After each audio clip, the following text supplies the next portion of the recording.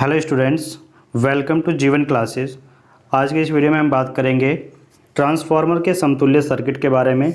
और यहाँ पर हमने फेज डायग्राम को लास्ट वीडियो में बता दिया था। फेज डायग्राम के जो भी फॉर्मूले हैं उनको हमने लास्ट वीडियो में कंप्लीट कर लिया था।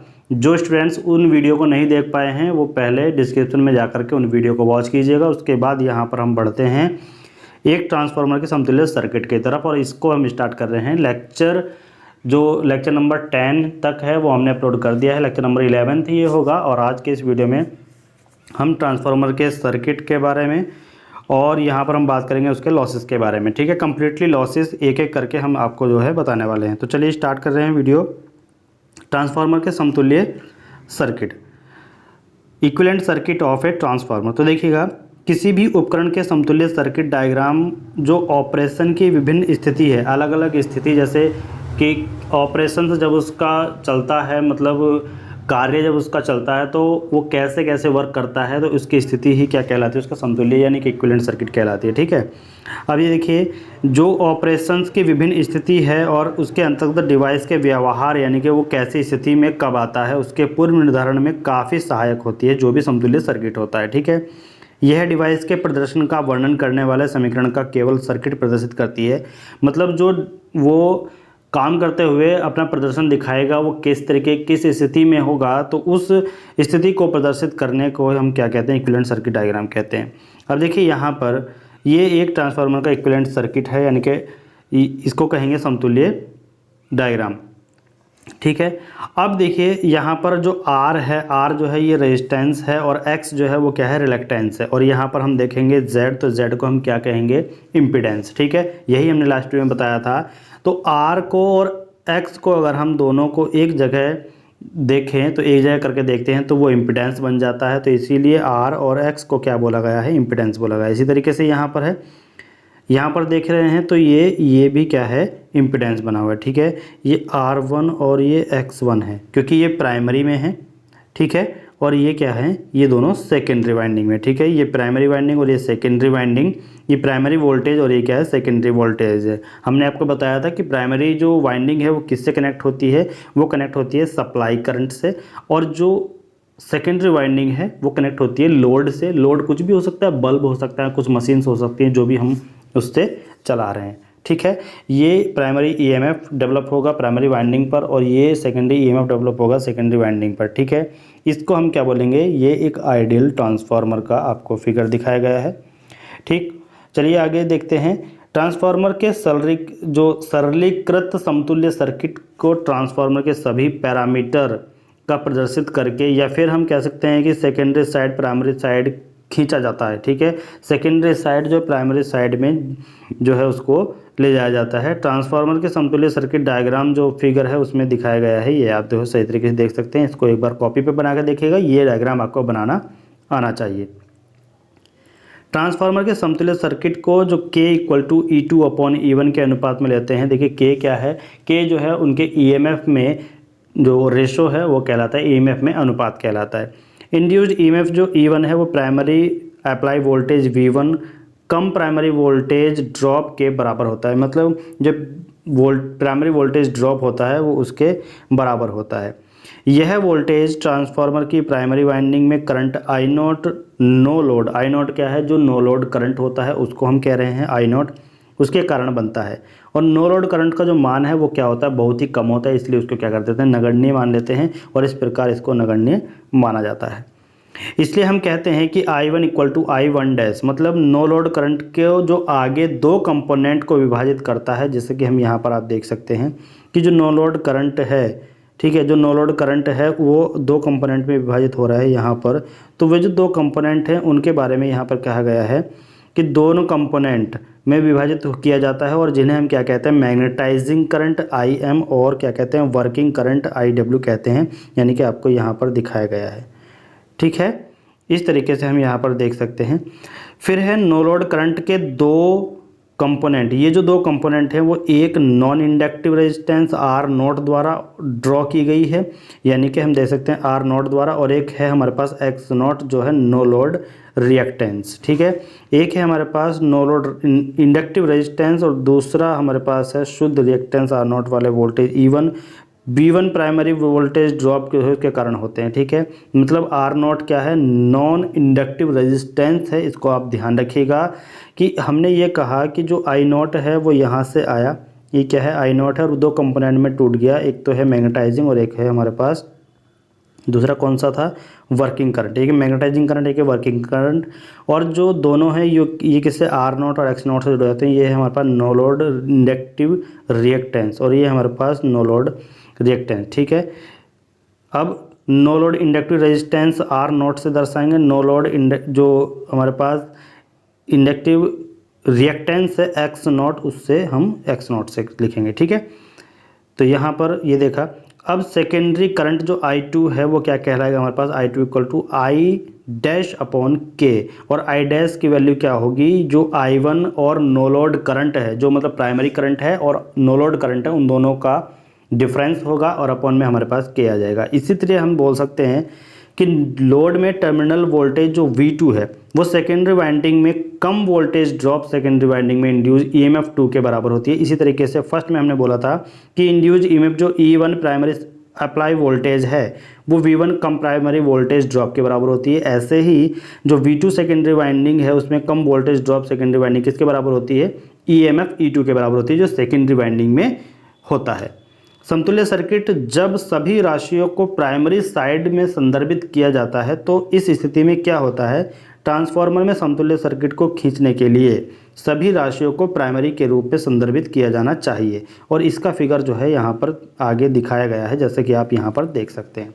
ये है हमारे पास प्राइमरी वोल्टेज, ये हमारे पास सेकेंडरी वोल्टेज, ये लोड लगा हुआ है, सेकेंडरी वाइंडिंग के पे ही हमेशा लोड होता है। ये E1 जो है ये E2 के बराबर होगा, और R1 और X1 दोनों को मिला दें तो ये बनता है हमारे पास इम्पीडेंस Z1 बन जाएगा। इसी तरीके से इन दोनों को अगर हम मिला दें तो ये कितना क्या बन जाएगा, ये बन जाएगा Z2। ठीक है, इम्पीडेंस ऑफ सेकेंडरी वाइंडिंग। इसी तरीके से जो आई नॉट आया था वो दो भागों में यहाँ पर बटेगा, IW और IM में, और यहाँ पर आर नॉट और एक्स नॉट हो जाएंगे नॉन इंडक्टिव रेजिस्टेंस और reactance. Resistance R not, reactance हो जाएगा हमारे पास के क्या, एक्स नॉट। ठीक है, तो इस तरीके से हम इसको जो है यहाँ पर देखते हैं। आगे ट्रांसफार्मर के सर्किट आरेख जब सभी सेकेंडरी राशियाँ हैं वो प्राइमरी साइड के सापेक्ष होती हैं, प्राइमरी साइड के जो सापेक्ष सेकेंडरी राशियाँ होती हैं तो नीचे दिए गए जो रेजिस्टेंस और रिएक्टेंस का मान है वो क्या होगा, निम्नलिखित होगा। क्या कि प्राइमरी साइड के सापेक्ष सेकेंडरी रेजिस्टेंस निम्नानुसार दिया गया है। अब देखिए क्या दिया गया है कि R2 डैश प्राइमरी साइड के सापेक्ष जो सेकेंडरी रेजिस्टेंस है, मतलब वैल्यू हम किसकी निकाल रहे हैं, सेकेंडरी रेजिस्टेंस की निकाल रहे हैं, किसके सापेक्ष, प्राइमरी साइड के सापेक्ष, तो R2 डैश होगा और अपॉन ये हो जाएगा R2 अपॉन के स्क्वायर। ऐसे ही जब हम प्राइमरी साइड के सापेक्ष समतुल्य रेजिस्टेंस निकालेंगे, ये तो हो गया सेकेंडरी रेजिस्टेंस। ठीक है, प्राइमरी साइड के सापेक्ष। आप प्राइमरी साइड के सापेक्ष क्या निकालेंगे, समतुल्य रेजिस्टेंस। तो समतुल्य रेजिस्टेंस क्या हो गया, इक्विवेलेंट रेजिस्टेंस, तो REP इक्विवेलेंट इक्वल टू कितना हो जाएगा, R1 प्लस R2 डैश। इसी तरीके से अब देखिए इक्विवेलेंट का मतलब क्या है कि जो ये R1 प्लस R2 डैश है ये यहाँ पर हो जाएगा, ये R1 है और ये फिर R2 डैश, यहाँ पे ये दोनों रेजिस्टेंस आगे आ रहे हैं। ठीक है, प्राइमरी साइड के सापेक्ष सेकेंडरी रिएक्टेंस, देखिए पहले हमने प्राइमरी साइड के सापेक्ष जो सेकेंडरी रेजिस्टेंस निकाला, फिर हमने समतुल्य रेजिस्टेंस निकाला, अब सेकेंडरी रिएक्टेंस निकालेंगे। तो जैसे ये था रेजिस्टेंस जहाँ पर था वहाँ पर हम रिएक्टेंस कर देंगे, बस इतना हमें चेंजेस करना है। जहाँ पर रेजिस्टेंस यानी कि R है वहाँ पर रिएक्टेंस यानी कि हम X को लिखेंगे। अगर X2 डैश है तो R2 लिखा हुआ था यहाँ पर, ऐसे ही यहाँ पर अगर R2 है यहाँ पर क्या X2 लिखा हुआ था। ठीक है, डैश में है तो डैश में लिखेंगे, बस इतना चेंजेस करना है, आपको याद करने का ये तरीका है। आगे आप प्राइमरी साइड के लिए समतुल्य रिएक्टेंस निकालेंगे तो इन दोनों को ऐड कर देंगे, बिल्कुल सेम है। अगर रिएक्टेंस निकालते हैं तो X लगाएंगे और रेजिस्टेंस निकालते हैं तो R लगाएंगे। ठीक है, आगे बढ़ते हैं। समतुल्य सर्किट जब सभी राशियों को सेकेंडरी के सापेक्ष किया जाता है तो ट्रांसफार्मर के समतुल्य सर्किट डायग्राम को आगे जो फिगर में ये सभी हमने जो है यहाँ पर पढ़ लिया था, आगे देखते हैं। ठीक है, चलिए अब यहाँ से यहाँ पर जब सभी प्राइमरी राशियों को सेकेंडरी साइड के लिए संदर्भित किया जाता है तो नीचे दिए गए रेजिस्टेंस और रिएक्टेंस के मान जो हैं वो क्या होते हैं, चित्र में दिखाए गए अनुसार किए जाते हैं, जैसे कि आपको ये दिखाया गया है। देखिए R1 डैश इक्वल टू के स्क्वायर R1, कहने का मतलब ये है कि जो R1 डैश है वो क्या हो जाएगा हमारे पास, वो हमारे पास कहलाएगा के स्क्वायर और R1, ठीक है। और यहाँ पर R1 डैश और K1 डैश क्या कहलाएगा, ये Z1 इम्पीडेंस हो जाएगा और R2 X2 क्या हो जाएगा, Z2 इम्पीडेंस हो जाएगा, ठीक है। तो इस तरीके से आप जो है ध्यान रखिएगा, बस यही इस डायग्राम में ध्यान रखना है। आगे है सेकेंडरी साइड के सापेक्ष समतुल्य रेजिस्टेंस के रूप में जो दिया गया है वो क्या है, R secondary R2 plus R1 dash. Primary reactance की सेकेंडरी साइड के रूप में जो दिया गया है वो हम क्या करेंगे, x1 dash equal to K2 X2, और सेकेंडरी साइड के सापेक्ष समतुल्य रिएक्टेंस के रूप में जो दिया गया है वो इसको, इन तीनों फॉर्मूलों को आप याद रखिएगा कि सेकेंडरी साइड के सापेक्ष समतुल्य रेजिस्टेंस क्या होगा, ये होगा। प्राइमरी रिएक्टेंस को सेकेंडरी साइड के रूप में अगर हम देखें तो ये होगा, और सेकेंडरी साइड के सापेक्ष समतुल्य रिएक्टेंस क्या होगा, वो ये होगा। बस इतना आप फॉर्मूलों को याद रखिएगा। आगे है नो लोड करंट जो I0 होता है वो फुल लोड रेटेड करंट का शायद ही 3 से 5% है, और रेजिस्टेंस R0 यानी कि नो लोड रेजिस्टेंस जो है, और नो लोड रिएक्टेंस जो X0 है उसके समांतर ब्रांच को जो मतलब लोड है वो की गई है। और उस स्थिति में क्या होता है, उसके अंतर्गत ट्रांसफार्मर के व्यवहार में किसी भी उचित त्रुटि को पेश किए बिना छोड़ा जा सकता है, मतलब नेग्लेक्ट किया जा सकता है। यह है ट्रांसफार्मर का सरलीकृत समतुल्य डायग्राम, मतलब ये R इक्विवेलेंट है, ये X इक्विवेलेंट है, और ये I2 धारा यानी कि इसमें जो है करंट प्रवाहित हो रहा है। ये हमारे पास प्राइमरी वोल्टेज, सेकेंडरी वोल्टेज है, ठीक है। R Q क्या है, R इक्विवेलेंट है, मतलब रेजिस्टेंस समतुल्य रेजिस्टेंस है, और X क्या है, समतुल्य रिएक्टेंस यानी कि रिएक्टेंस इक्विवेलेंट, ठीक है। ट्रांसफार्मर के समतुल्य सर्किट के आगे जो सरलीकरण को R0 और X0 से समांतर ब्रांच की नगण्य करके, समांतर ब्रांच को क्या करेंगे, नगण्य करेंगे, और उसको हम ज्ञात कर लेंगे। ट्रांसफार्मर का जो सरलीकृत डायग्राम है वो ये फिगर हमारे पास जो ये बना हुआ है इसको ही आपको बना के आना है। अगर आपसे कहे कि कोई ट्रांसफार्मर है उसका सरलीकृत सर्किट डायग्राम बनाइए तो इक्विवेलेंट वाला डायग्राम आपको ये बना देना है, ठीक है। अब बात करते हैं ट्रांसफार्मर का वोल्टेज रेगुलेशन ऑफ ट्रांसफार्मर। इसमें हम एक एक पॉइंट के बारे में बात करेंगे, देखिएगा। इनपुट की जो सप्लाई है वो स्थिर होने पर ट्रांसफार्मर का सेकेंडरी वोल्टेज लोड के साथ भिन्न नहीं होना चाहिए, मतलब अलग अलग नहीं होना चाहिए। ट्रांसफार्मर को वोल्टेज सोर्स के रूप में माना जा सकता है, ऐसा कहा जा सकता है, और बिना लोड से फुल लोड के सेकेंडरी टर्मिनल वोल्टेज में भिन्नता, मतलब उससे डिफरेंस ट्रांसफार्मर के कुल इम्पीडेंस पर निर्भर करती है। ये आप बात ध्यान रखिएगा जी। ट्रांसफार्मर को अगर वोल्टेज सोर्स के रूप में माना जाए तो बिना लोड से फुल लोड के सेकेंडरी टर्मिनल वोल्टेज में भिन्नता जो है वो ट्रांसफार्मर के कुल इम्पीडेंस पर निर्भर करती है, यानी कि जो कुल इम्पीडेंस होगा उस पर निर्भर करेगा, ठीक है। जब ट्रांसफार्मर से करंट प्रवाहित होता है, जब ट्रांसफार्मर में करंट जो है उसको करंट को फ्लो किया जाता है तो ट्रांसफार्मर की जो रिएक्टेंस है, रिएक्टेंस क्या कहेंगे, X, और रेजिस्टेंस यानी कि R, उसके जो कारण है वो वोल्टेज क्या हो जाता है, गिर जाता है। और ट्रांसफार्मर के वोल्टेज को उसके नो लोड से फुल लोड तक ट्रांसफार्मर के वोल्टेज में ट्रांसफार्मर के वोल्टेज रेगुलेशन कहा जाता है, ठीक है। मतलब ट्रांसफार्मर का जो वोल्टेज है उसको उसके नो लोड से फुल लोड तक ट्रांसफार्मर के वोल्टेज में अगर देखें तो ट्रांसफार्मर के वोल्टेज रेगुलेशन कहा जाएगा कि ट्रांसफार्मर के ही वोल्टेज रेगुलेशन है। ट्रांसफार्मर का जो वोल्टेज रेगुलेशन है यह दिखाता है कि प्राइमरी वोल्टेज स्थिर होने पर कोई भी ट्रांसफार्मर फुल लोड की स्थिति में लोड सेकेंडरी उत्पादन वोल्टेज है उसको कितनी अच्छी तरह से बनाए रखता है, ये दिखाता है वोल्टेज रेगुलेशन, जो ट्रांसफार्मर का वोल्टेज रेगुलेशन होता है। अब अगर हम फॉर्मूले की बात करेंगे परसेंटेज ऑफ ट्रांसफार्मर रेगुलेशन, तो ये फॉर्मूला होता है ई नो लोड माइनस ई फुल लोड और अपॉन में ई फुल लोड इनटू में कितना होता है, 100 होता है। इस फॉर्मूले को आप याद रखिएगा, ये फॉर्मूला होता है परसेंटेज ऑफ रेगुलेशन निकालने का, ठीक है। परसेंटेज ऑफ ट्रांसफार्मर रेगुलेशन अगर निकालना है तो इस फॉर्मूले का आप याद रखिएगा, न्यूमेरिकल में आपके काम आएगा। आगे है ट्रांसफार्मर के माध्यम से प्रवाहित होने के कारण जो सेकेंडरी आउटपुट वोल्टेज है उसमें क्या हो जाती है, कमी आ जाती है, और ट्रांसफार्मर वाइंडिंग में वोल्टेज की जो गिरावट है उसके कारण ऐसा होता है कि जो ट्रांसफार्मर के माध्यम से प्रवाहित होने वाला जो करंट है यानी कि सेकेंडरी आउटपुट है उसमें हमें जो है उसके वोल्टेज में हमें कमी दिखाई देती है। और ऐसा क्यों होता है? ऐसा होता है ट्रांसफार्मर वाइंडिंग के वोल्टेज की गिरावट के कारण। ठीक है, फुल लोड पर सेकेंडरी आउटपुट वोल्टेज हमेशा कम लोड पर आउटपुट वोल्टेज होता है। ठीक है, अगर फुल लोड पर सेकेंडरी आउटपुट वोल्टेज है तो देखा जाए तो हमेशा वह क्या होगा? कम लोड पर आउटपुट वोल्टेज होता है। ठीक, अब फुल लोड की स्थिति में नो लोड के वोल्टेज में अगर कोई भी लोड नहीं है तो उसमें वोल्टेज में क्या होगा? अंतर कम, ट्रांसफार्मर का रेगुलेशन बेहतर होता है। ठीक, आगे देखते हैं वोल्टेज रेगुलेशन को प्रभावित करने वाले कारक कौन कौन से हैं उसके बारे में बात कर लेते हैं। Factor affects the voltage regulation. तो सबसे पहले हम बात करेंगे ट्रांसफार्मर में प्राइमरी और सेकेंडरी वाइंडिंग होती है। ये हम सभी जानते हैं कि सेकेंडरी वाइंडिंग और प्राइमरी वाइंडिंग दो होती हैं।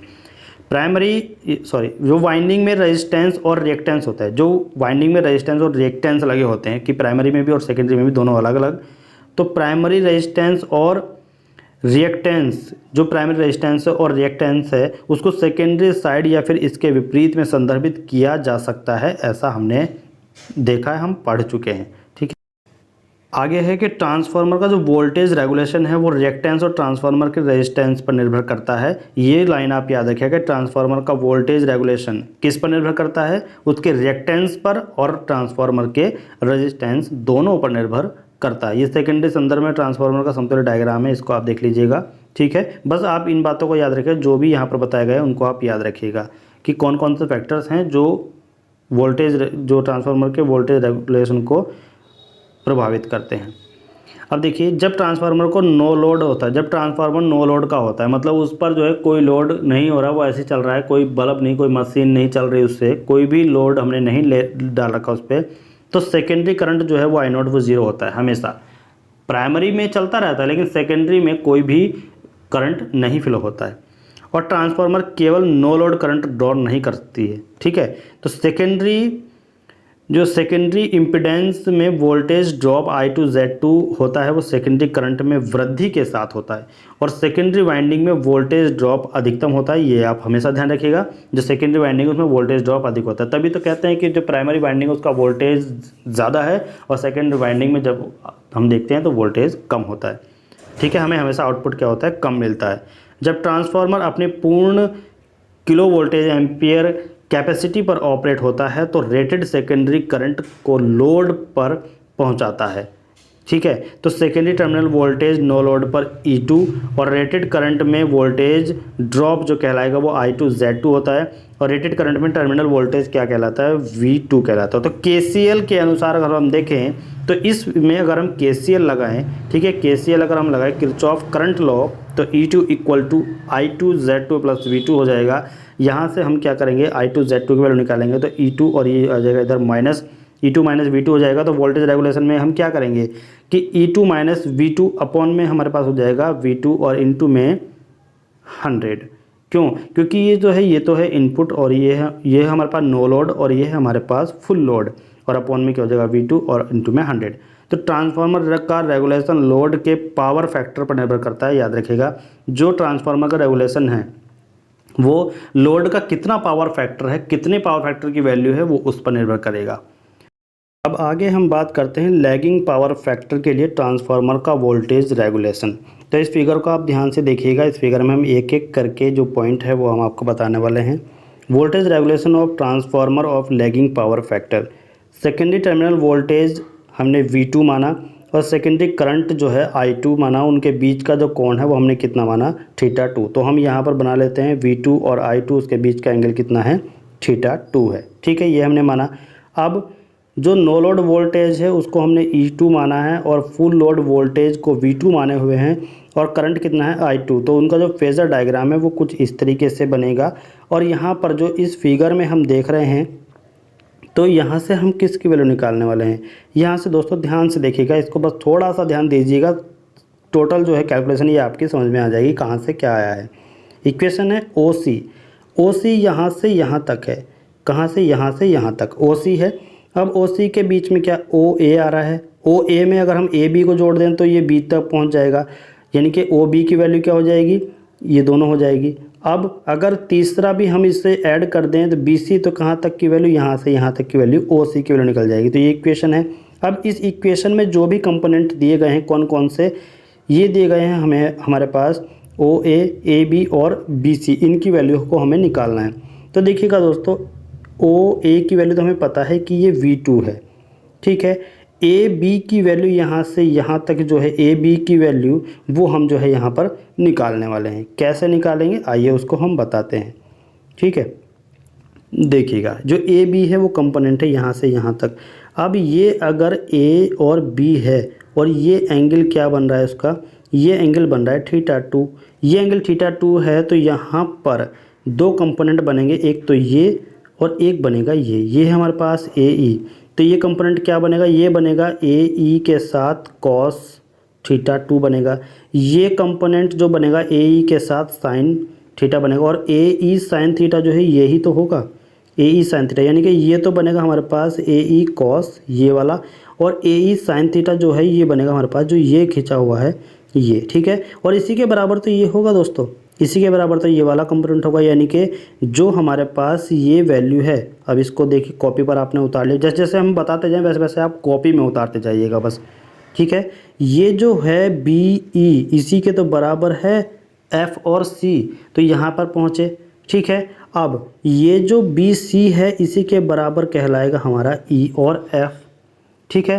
तो जो हमारा A और B की वैल्यू आई वो कितनी है, यहाँ पर AE और cos θ2, तो AE cos θ2 आ गया।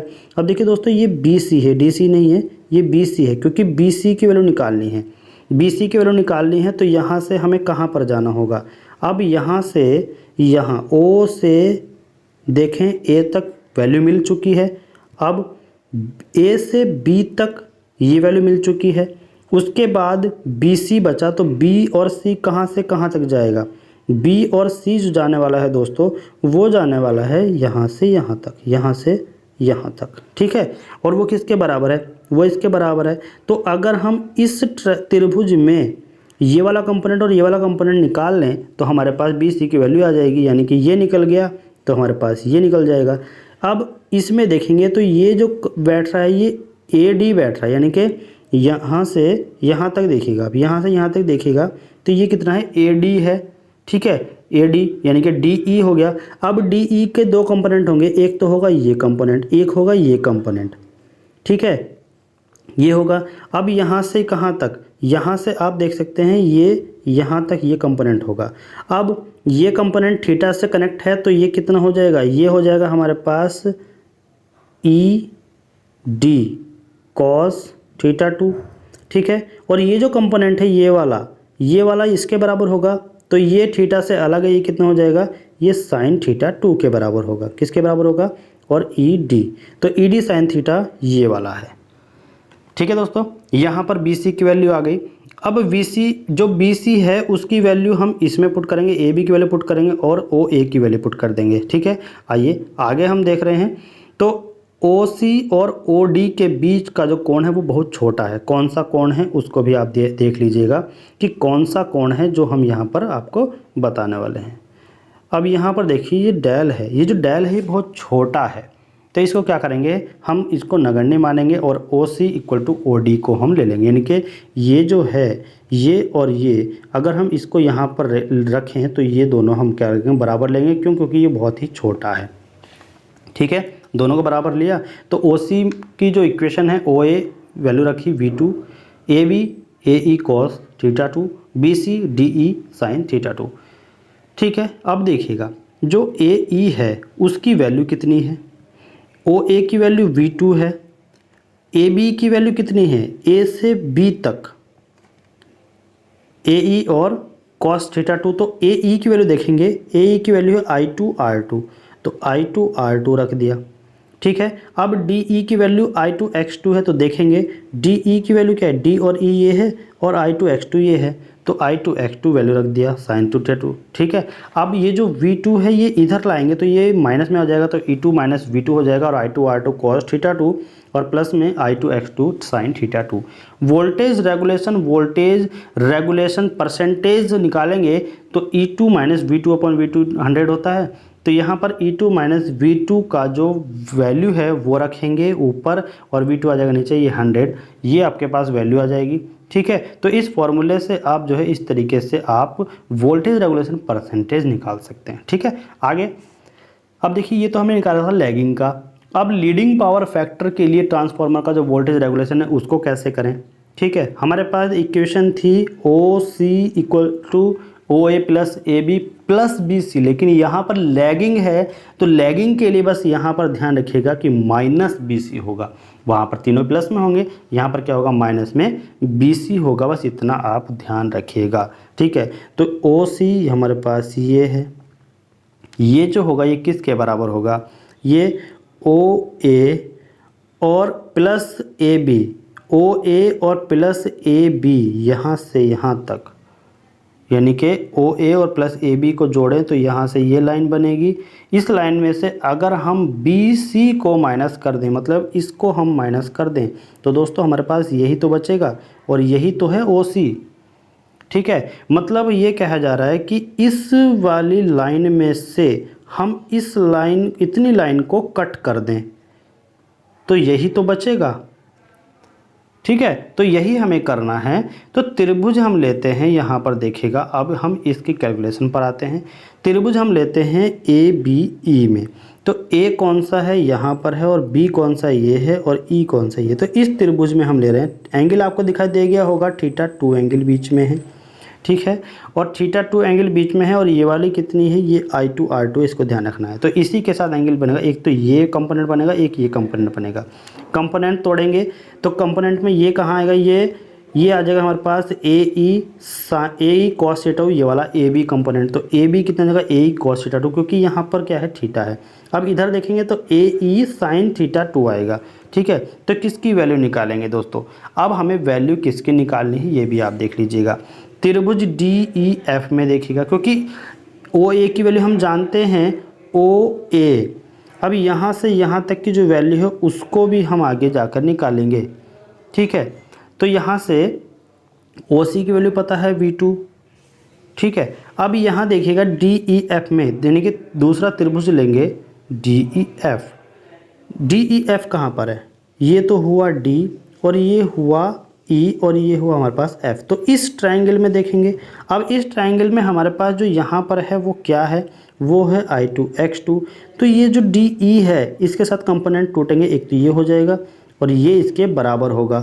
तो यहाँ पर जो होगा ये होगा DE cos थीटा 2 और ये जो होगा ये होगा DE sin थीटा 2, जो ये वाला होगा।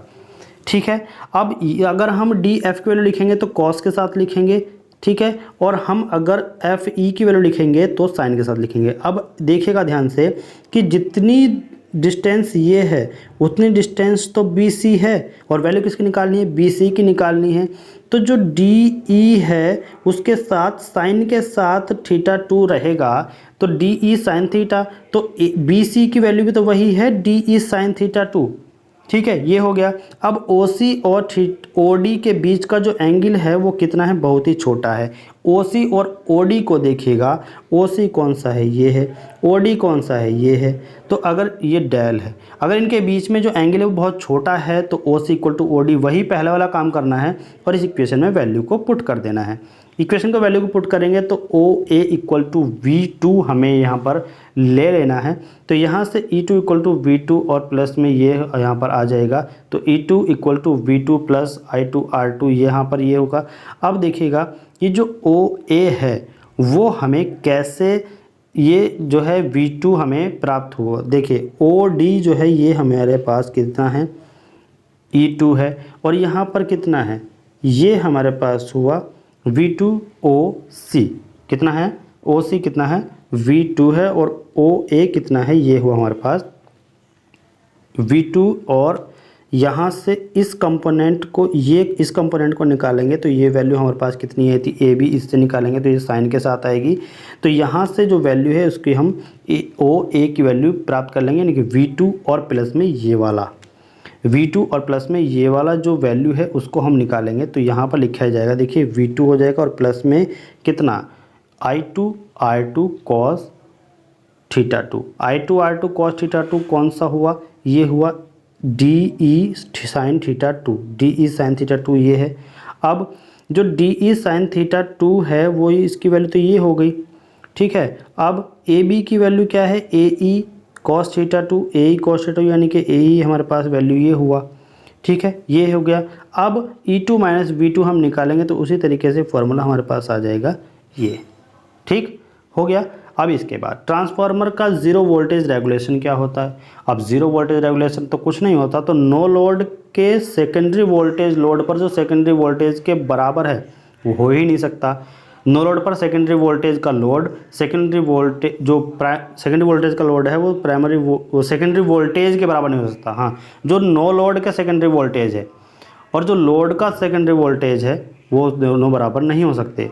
तो ट्रांसफार्मर का जीरो वोल्टेज रेगुलेशन आदर्श होता है, यानी कि आइडियल होता है, और इस व्यवहार के रूप में यह संभव नहीं है, ठीक है। अब आगे हम बात करते हैं ट्रांसफार्मर के लॉसेस के बारे में। ट्रांसफार्मर के लॉसेस क्या क्या हैं, देखिए ट्रांसफार्मर में विभिन्न प्रकार के लॉसेस होते हैं। कौन कौन से, जैसे कि iron losses, copper losses, hysteresis losses, eddy current losses, ठीक है, स्ट्रे लॉसेस और जो डाइलेक्ट्रिक लॉसेस है उसके भी लॉसेस हम यहाँ पर जोड़ लेते हैं। हिस्टैरिसीस लॉसेस ट्रांसफार्मर के कोर में मैग्नेटाइजेशन की भिन्नता के कारण होता है और ट्रांसफार्मर के वाइंडिंग रेजिस्टेंस के कारण जो है कॉपर लॉसेस होता है, ठीक है, इसको आप ध्यान रखिएगा। यहाँ पर आप देख लेते हैं कि ट्रांसफार्मर के जो कंप्लीटली लॉसेस के बारे में, उनके बारे में एक टेबल है। आयरन लॉसेस को कोर लॉसेस भी बोलते हैं, कॉपर को ओमिक लॉसेस भी बोलते हैं, स्ट्रे लॉसेस को स्ट्रे लॉसेस और डाइलेक्ट्रिक लॉसेस होता है।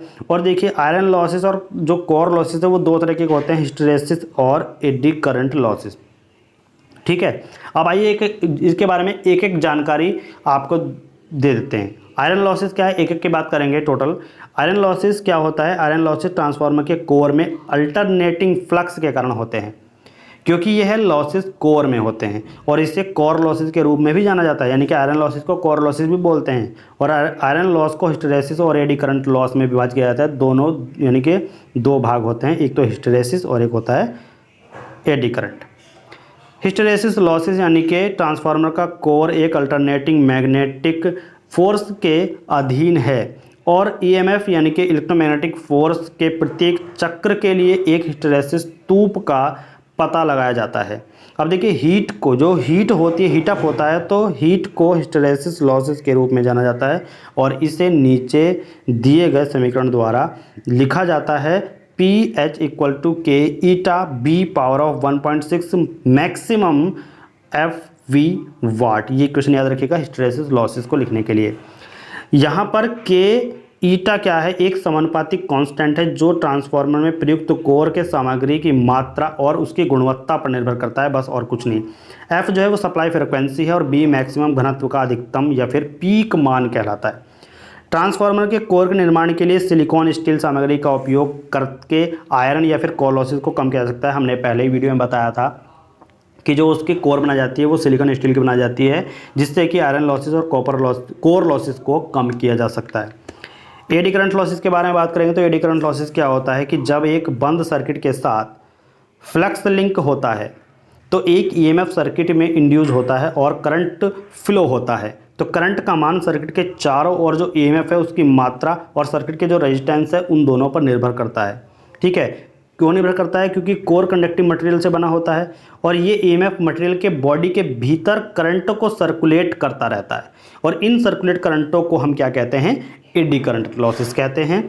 और ये तब होंगे जब कंडक्टर एक बदलते मैग्नेटिक फील्ड या फिर उसका अनुभव करता है, बदलते हुए मैग्नेटिक फील्ड को अनुभव करता है, एक्सपीरियंस करता है। जैसे कि ये करंट किसी भी उपयोगी कार्य को करने के लिए जिम्मेदार नहीं है और यह एक एडी करंट लॉसेस के रूप में ज्ञात होता है। मैग्नेटिक मटेरियल में एक लॉसेस I2R लॉसेस जनरेट करता है जिसे एडी करंट लॉसेस कहते हैं। पतली लैमिनेटेड है उसके साथ कोर बनाकर एडी करंट के उपलब्ध लॉसेस को कम किया जाता है और एडी करंट लॉसेस का जो समीकरण है वो आप याद रखिएगा, PE ई से है eddy current = KE B² maximum T² F² V वाट। KE क्या है, एडी करंट गुणांक है। BM फ्लक्स घनत्व का अधिकतम मान है जो वेबर मीटर पर मीटर स्क्वायर में होता है। T क्या है, लेमिनेशन की मोटाई है जो मीटर में होती है और F क्या है, मैग्नेटिक फील्ड के उत्क्रमण की फ्रिक्वेंसी हर्ट्ज में होती है, हर्ट्ज को लिखते हैं H और Z से, ठीक है। V क्या है, वो मैग्नेटिक मटेरियल का आयतन है जो मीटर क्यूब में लिखा जाता है। कॉपर लॉसेस या फिर ओमिक लॉसेस, ये ओलिक नहीं है, ओमिक, कॉपर लॉसेस या फिर ओमिक लॉसेस हम क्या कहते हैं उसको, देखिए ये लॉसेस जो है ट्रांसफार्मर वाइंडिंग के ओमिक रेजिस्टेंस के कारण होते हैं यदि I1 और I2 प्राइमरी और सेकेंडरी करंट हैं। अगर हम मान लें कि I1 I2 क्या है, प्राइमरी सेकेंडरी करंट हैं, ठीक है, तो R1 R2 प्राइमरी और सेकेंडरी वाइंडिंग के रेजिस्टेंस हो जाएंगे। और फिर प्राइमरी और सेकेंडरी वाइंडिंग में होने वाले जो कॉपर लॉसेस हैं वो I2R1 I2R2 हो जाएंगे। कॉपर लॉसेस हमने जाना था, तो इसलिए कुल कॉपर लॉसेस जो होंगे वो क्या हो जाएगा, PC = I2 R1 plus I2 R2, ठीक है। अब यहाँ पर ये नीचे है यहाँ, ठीक है, ये लॉसेस क्या होंगे देखिएगा, ये लॉसेस ये हो जाएंगे कि जो उसके अनुसार जो लॉसेस लोड हैं उनके अनुसार क्या होंगे, अलग अलग होंगे, और इसलिए इसे हम चर लॉसेस के रूप में जानते हैं जब ये अलग अलग होते हैं। तो कॉपर लॉसेस लोड करंट के वर्ग के रूप में जो है मिले हुए होते हैं, इनको हम यहाँ पर देखते हैं। अब स्ट्रे लॉसेस की बात करें तो इन स्ट्रे लॉसेस यानी कि स्ट्रे लॉसेस की जो घटना है वो लीकेज फील्ड की उपस्थिति के कारण होती है। लीकेज फील्ड की उपस्थिति के कारण ये स्ट्रे लॉसेस होता है।